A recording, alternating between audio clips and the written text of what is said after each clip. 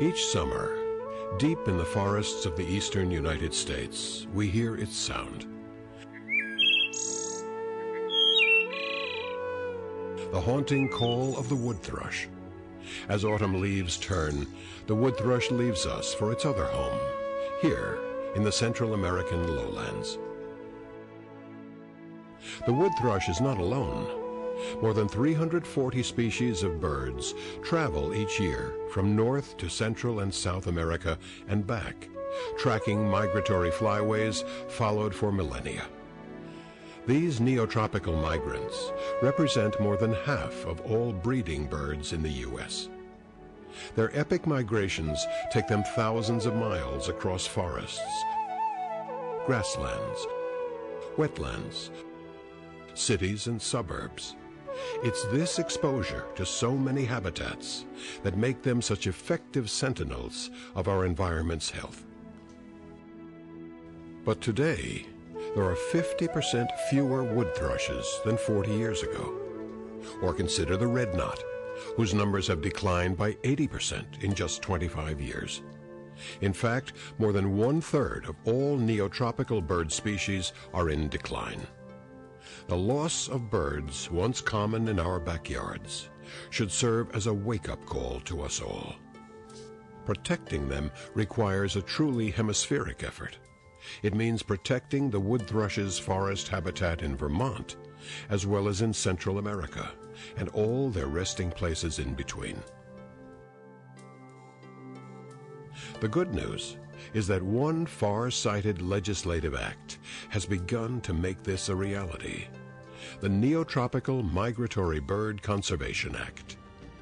Since its passage in 2000, this act has channeled almost $200 million in conservation funding across the hemisphere to 30 countries in Central and South America, as well as in 40 U.S. states and territories. Bringing conservation partners together, this innovative public-private partnership delivers conservation cost-effectively. For our country's investment of $35 million, it has leveraged $150 million more in private funding. The results can be seen across our hemisphere. Where many migration routes converge in Costa Rica, it has helped create 6 new nature reserves.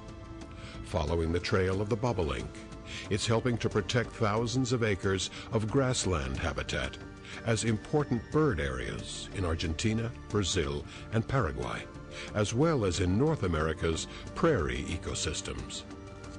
Where a river of raptors soar over Veracruz, Mexico, conservation partners have started a campaign to protect the forests underneath from clear-cutting that support species like Swainson's hawk.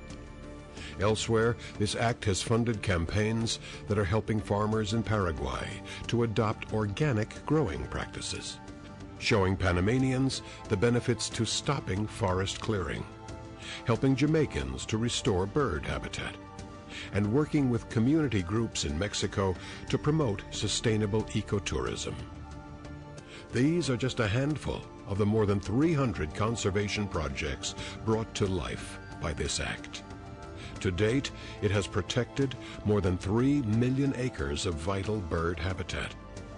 Birds remind us we are all connected, and that to be effective, conservation efforts have to be too.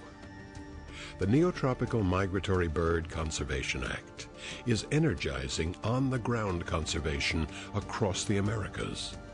Now is the time to build on its record of profound achievement.